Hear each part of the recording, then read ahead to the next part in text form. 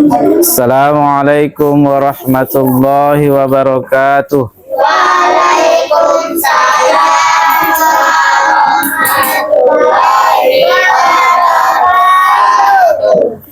Innal hamdalillah nahmaduhu wa nasta'inuhu wa nastaghfiruh wa na'udzu billahi min syururi anfusina wa min sayyiati a'malina. May yahdihillahu fala mudhillalah wa may yudlilhu fala hadiyalah. Asyhadu an la ilaha illallah wahdahu la syarikalah wa asyhadu anna Muhammadan abduhu wa rasuluh. Ya ayyuhalladzina amanu taqullaha haqqa tuqatih wa la tamutunna illa wa antum muslimun. Ya ayyuhalladzina amanu taqullaha wa qulu qawlan sadida yuslih lakum a'malakum wa yaghfir lakum dhunubakum wa may yuti'illaha wa rasulahu faqad faza fawzan 'azima. Amma ba'd, fa inna asdaqal hadithi kitabullah wa khairal hadi Muhammadin sallallahu alaihi wasallam wa syarrul umuri muhdatsatuha fa inna kulla muhdatsatin bid'ah wa kulla bid'atin dhalalah wa kulla dhalalatin finnar. Alhamdulillah, senantiasa kita panjatkan puji syukur kita kehadirat Allah Subhanahu wa taala, di mana Allah Subhanahu wa taala tidak henti-hentinya mencurahkan kepada kita seluruhnya berbagai macam nikmat demi nikmatnya. Allah Subhanahu wa taala senantiasa mencurahkan rahmat dan kasih sayangnya kepada kita seluruhnya, sehingga pada malam hari yang berbahagia ini Allah Subhanahu wa taala kembali pertemukan kita di tempat ini dalam rangka kita mempelajari Al-Qur'an dan mempelajari sunnah-sunnah nabinya sallallahu alaihi wasallam. Ketahuilah adik-adikku sekalian bahwa sesungguhnya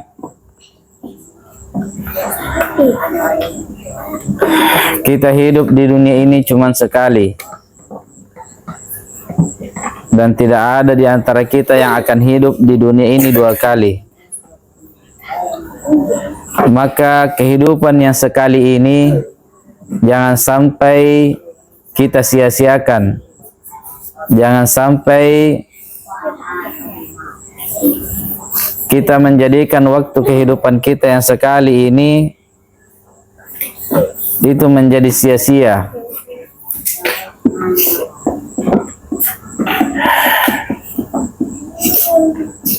Di mana setelah kita menjalani kehidupan yang sekali ini, kita akan memasuki kehidupan yang setelahnya, yakni kehidupan yang kekal abadi. Di mana setelah dari kehidupan dunia ini, seseorang itu tidak akan mati lagi. Setelah kita mati di dunia ini, maka kelak nanti ketika Allah Subhanahu wa taala bangkitkan kita di kehidupan yang kedua dari setelah kehidupan dunia ini, maka sungguh kita tidak akan lagi mengalami yang namanya mati. Akan tetapi ada orang yang akan berbahagia dan ada orang yang akan sengsara. Ada orang yang kekal di dalam kebahagiaan, kenikmatan, dan akan ada orang yang kekal di dalam kesengsaraan, kesedihan, dan penderitaan. Oleh karena itu, jangan sia-siakan kesempatan hidup di dunia ini yang Allah Subhanahu wa taala berikan kepada kita. Karena di kehidupan yang mendatang nanti, kebahagiaan dan sengsaranya kita ditentukan dari bagaimana kita memanfaatkan waktu hidup yang Allah Subhanahu wa taala berikan di dunia ini. Baiklah adik-adikku sekalian, kita akan melanjutkan pelajaran kita malam ini, yakni kita akan membahas sebuah kitab yang berjudul Sirah Nabawiyah, dan kita sudah masuk pada pembahasan keadaan ibadah orang-orang mukmin dan pengajaran terhadap mereka, pengajaran terhadap mereka.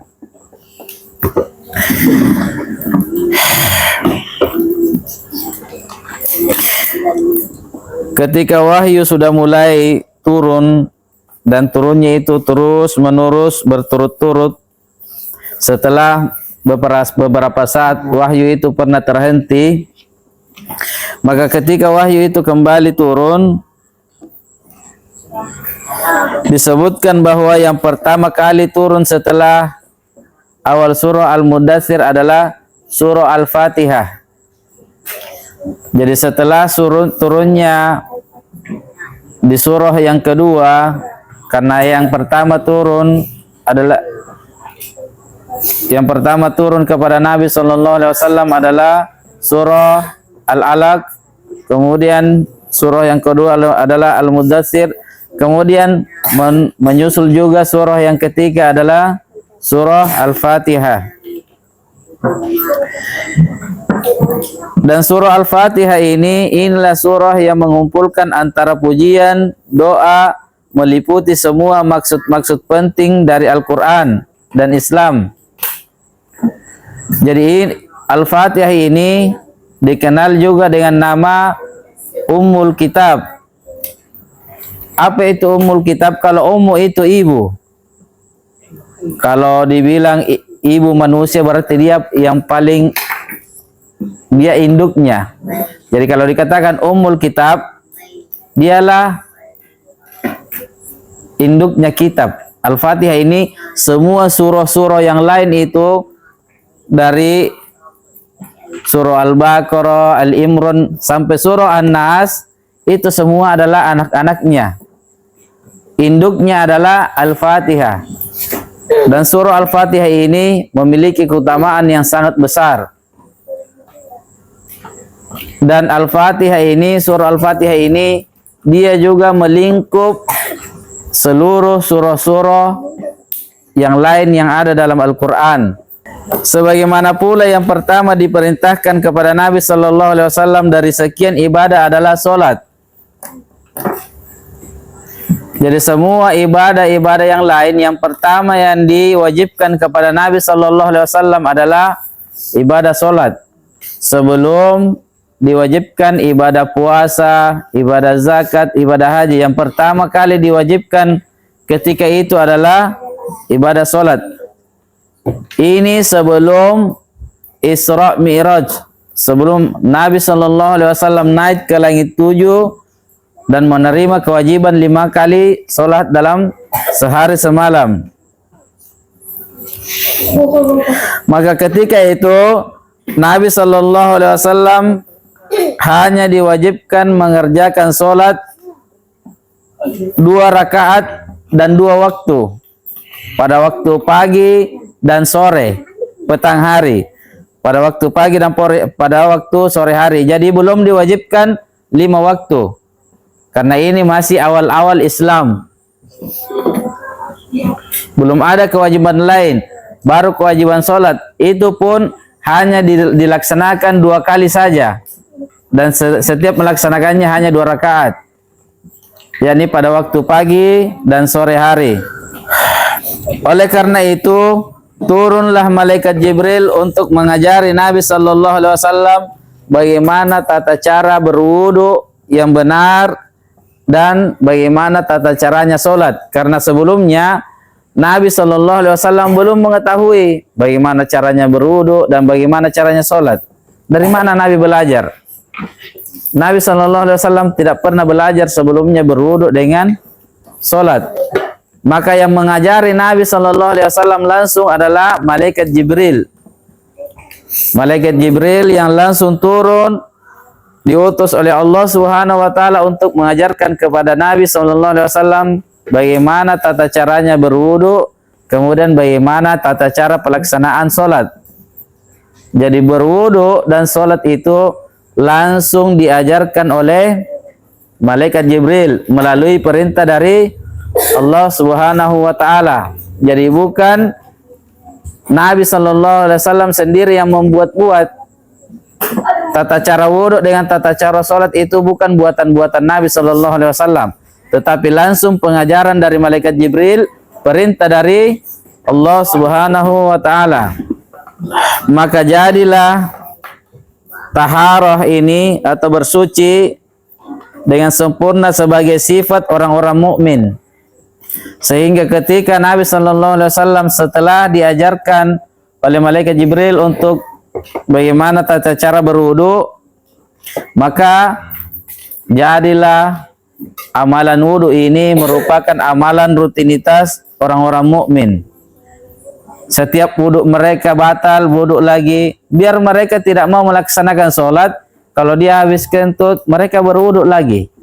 Kenapa? Karena berwudu ini adalah kesucian dari hadas kecil maupun hadas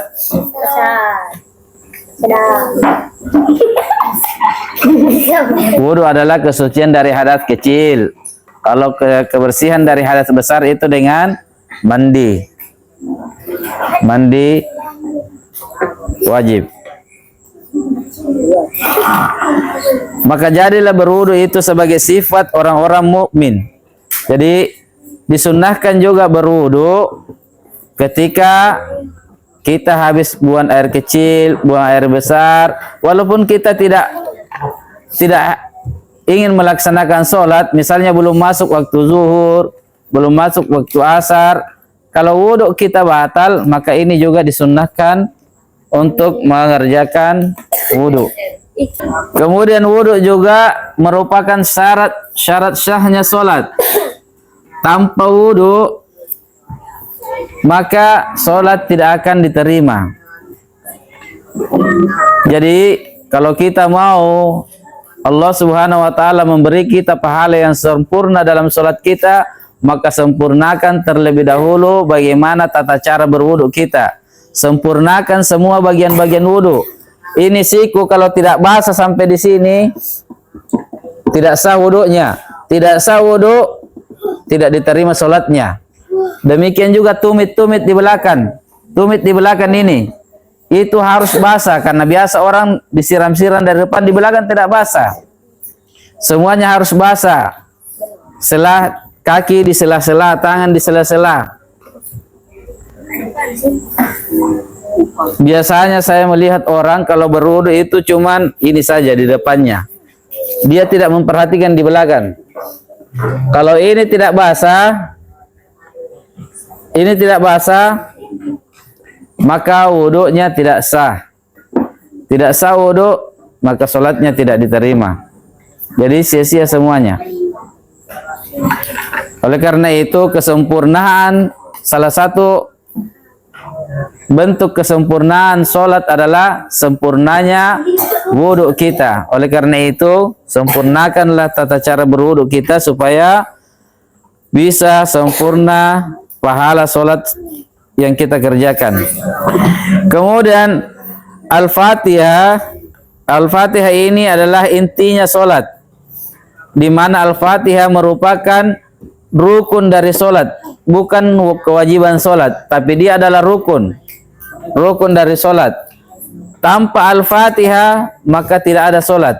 Nabi SAW bersabda, la sholata bi fatihatil kitab.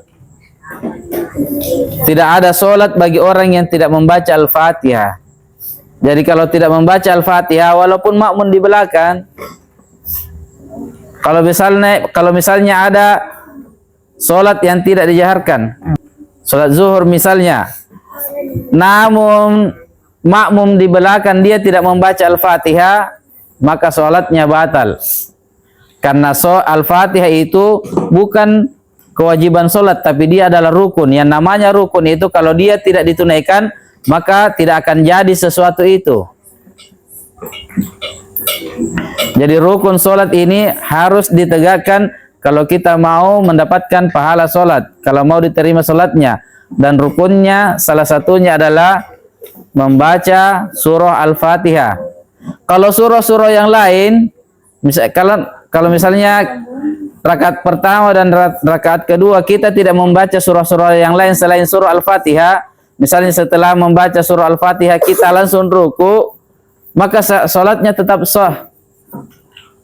Salatnya tetap sah. Namun pahalanya berkurang karena tidak menyempurnakannya dengan surah-surah yang lain. Akan tetapi kalau kita salat dalam satu rakaatnya itu tidak membaca Al-Fatihah, maka salatnya batal. Karena rukunnya tidak ditunaikan. Walaupun kita baca semua Al-Quran selain dari Al-Fatihah. Kita mau baca mulai surah Al-Baqarah sampai An-Nas, salatnya tetap batal kalau tidak dibaca surah Al-Fatihah, karena surah Al-Fatihah ini adalah rukunnya salat. Kemudian salat menjadi ibadah bagi orang-orang mukmin yang harus mereka dirikan. Ketika itu mereka harus melakukannya di tempat-tempat yang jauh dari pandangan orang-orang Quraisy. Terkadang mereka mendirikan salat di lembah dan celah-celah bukit. Jadi ketika turunnya malaikat Jibril mengajarkan kepada Nabi sallallahu alaihi wasallam tentang tata cara salat ini, ketika itu dakwah Nabi sallallahu alaihi wasallam masih sembunyi-sembunyi. Orang Islam masih sedikit. Mereka belum bisa menampakkan bagaimana tata cara salat mereka di hadapan orang-orang musyrik Quraisy. Karena kapan mereka dilihat melaksanakan salat, maka mereka akan segera dianiaya dan ditindas. Oleh karena itu mereka melaksanakan salat ini dengan cara sembunyi-sembunyi. Ada yang lari ke gunung di tempat-tempat yang jauh sehingga tidak ada orang yang bisa melihatnya dan tidak ada orang yang bisa mendengarnya. Ada yang pergi ke lembah. Pokoknya mereka melaksanakan salat di tempat-tempat yang tersembunyi, yang jauh dari jangkauan orang-orang musyrik Quraisy ketika itu. Di sini kita bisa mendapatkan pelajaran adik-adikku sekalian, betapa antusiasnya para sahabat Nabi sallallahu alaihi wasallam terdahulu itu melaksanakan salat, melaksanakan kewajiban-kewajiban yang Allah Subhanahu wa taala perintahkan. Ketika itu mereka terancam kalau melaksanakan salat, nyawa mereka terancam. Kalau mau melaksanakan salat, nyawa mereka terancam. Di saat ini, di zaman kita ini, siapa yang mengancam nyawa kita kalau mau salat? Bahkan kalau kita rajin salat, pujian yang kita dapat, orang pasti senang. Orang puji kita, orang melihat kita sebagai orang baik. Namun di zamannya Nabi, di awal-awal kenabian, salat itu sangat berat. Kapan kita dilihat salat sama orang-orang musyrik, maka kita akan dizalimi, bahkan mungkin kita akan dibunuh. Namun mereka, para sahabat Nabi sallallahu alaihi wasallam, tidak pernah meninggalkan salat. Tidak mau meninggalkan salat. Mereka ada di antara mereka yang lari ke gunung. Mereka laksanakan salat di sana. Ada yang lari ke lembah, ada yang lari ke rumah-rumah yang jauh dari jangkauan orang-orang. Sehingga mereka bisa tetap melaksanakan salat. Di sini, di zaman kita ini, kita tidak perlu ke gunung. Kita tidak perlu ke tempat-tempat yang jauh. Azan berkumandang di mana-mana. Dimanapun kita berada, di situ ada bunyi azan. Dekat, jalan poros lagi. Kalau kita dilihat sama orang pakai peci, berangkat ke masjid, orang pun akan mengatakan bagus. Kita pun akan dipuji. Tidak ada yang menekan kita untuk melaksanakan salat di zaman ini. Tidak ada yang mengintimidasi kita. Tidak ada yang mengancam kita. Lalu kenapa kita berat melaksanakannya? Kenapa kita takut melaksanakannya? Kenapa kita malas melaksanakannya? Coba ukur keimanan kita dibanding keimanannya mereka yang terdahulu itu. Mereka yang orang-orang terdahulu, sahabat-sahabatnya Nabi sallallahu alaihi wasallam, kalau mau melaksanakan salat terancam jiwa mereka. Mereka akan disakiti, dianiaya, bahkan mungkin dibunuh. Namun mereka tidak meninggalkan salat, adik-adikku sekalian. Mereka tetap melaksanakan salat walaupun mereka harus menanggung resiko dengan mereka kalau didapati melaksanakan sholat akan dimusuhi dan dianiaya oleh kaum musyrikin. Inilah ujian-ujian yang sangat besar yang Allah Subhanahu wa taala berikan kepada orang-orang yang pertama-tama beriman kepada Nabi sallallahu alaihi wasallam. Sangat besar ujiannya. Oleh karena itu, besar pula pahala mereka. Bahkan mereka yang terbesar pahalanya di kalangan umatnya Nabi sallallahu alaihi wasallam. Orang-orang yang terdahulu beriman, mereka juga orang-orang yang terdahulu, yang paling depan, yang akan masuk ke dalam surganya Allah Subhanahu wa taala. Semoga Allah Subhanahu wa taala tempatkan kita di kedudukan orang-orang yang terdahulu beriman.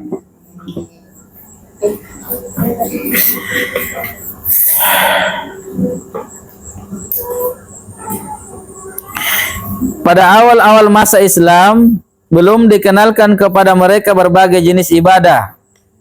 Jadi belum ada di awal-awal Islam itu, belum ada perintah puasa ya, belum ada perintah zakat, belum ada perintah haji. Perintah yang pertama hanya sholat. Sholat dulu. Di awal-awal Islam kewajibannya hanya sholat. Dan amalan-amalannya lain. Wahyu hanyalah menjelaskan kepada mereka tentang berbagai macam masalah tauhid, mengesahkan Allah, mendorong mereka untuk membersihkan jiwa dan melakukan akhlak mulia, menggambarkan kepada mereka tentang surga dan neraka, yang juga menasihati mereka dengan nasihat melapangkan dada dan mendidik jiwa. Jadi di awal-awal Islam, Nabi sallallahu alaihi wasallam hanya mendidik para sahabat mereka untuk menguatkan akidah mereka, menguatkan tauhid mereka, dan memperbaiki akhlak mereka. Mereka belum diwajibkan dengan berbagai macam ibadah-ibadah yang lain. Jadi mereka hanya Nabi sallallahu alaihi wasallam hanya bertugas untuk membersihkan jiwa-jiwa mereka dari kotornya kesyirikan, dari akidah-akidah yang sesat. Nabi sallallahu alaihi wasallam hanya membimbing mereka dengan memperbaiki akhlak-akhlak mereka yang buruk menuju akhlak yang mulia.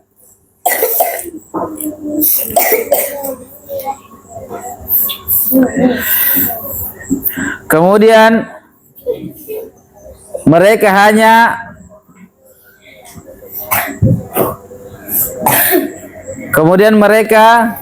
hanya diberikan ancaman-ancaman tentang neraka dan diberi kabar gembira tentang surga, agar supaya mereka bersemangat untuk mengejar surga dan agar supaya mereka takut akan terjatuh ke dalam neraka Allah Subhanahu wa taala. Kemudian Nabi sallallahu alaihi wasallam bertugas mentakziah, membersihkan jiwa mereka, mengajarkan mereka Alkitab, Al-Quran dan hikmah, As-Sunnah, serta menuntun mereka sampai pada tingkatan murninya hati, bersihnya hati, baiknya akhlak-akhlak mereka, menjaga kehormatan diri dan jujur dalam pergaulan.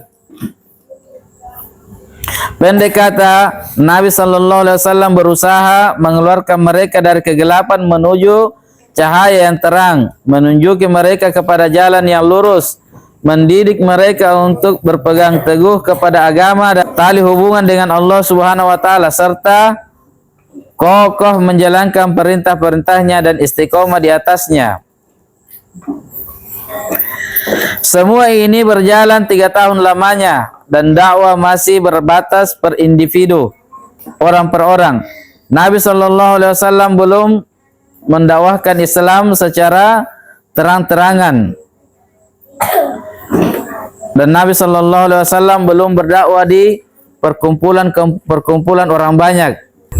Terkadang sebagian orang-orang Quraisy mengingkari dakwah Nabi sallallahu alaihi wasallam dan menganiaya sebagian orang mukmin. Akan tetapi secara umum kaum musyrikin Quraisy belum memperdulikan dakwah tersebut karena Nabi Shallallahu Alaihi Wasallam belum menampakkan penentangan terhadap agama mereka dan belum mencerca Tuhan mereka. Jadi pada masa itu Nabi Shallallahu Alaihi Wasallam masih mendakwahkan Islam secara sembunyi-sembunyi. Nabi Shallallahu Alaihi Wasallam belum berdakwah secara terang-terangan. Itu pun kalau ada yang kedapatan di antara mereka mengikuti Nabi Shallallahu Alaihi Wasallam, maka mereka akan dianiaya dan disiksa oleh orang-orang musyrik. Jadi ini adik-adikku sekalian ya, inilah kisahnya orang-orang terdahulu, bagaimana mereka memperjuangkan Islam, bagaimana mereka mengamalkan Islam, sampai-sampai mereka harus mengorbankan segala apa yang mereka miliki untuk agama ini, bisa tetap tegak. Beda dengan kita di zaman ini, tidak ada yang akan menyakiti kita kalau kita mengamalkan Islam. Tidak ada yang akan menzolimi kita, tidak ada yang akan menyiksa kita, bahkan mungkin kita akan diberikan berbagai macam penghargaan kalau kita mengamalkan Islam. Baik, sampai di sini dulu. Subhanakallahumma bihamdik, asyhadu an la ilaha illa anta, astaghfiruka wa atubu ilaik. Assalamualaikum warahmatullahi wabarakatuh.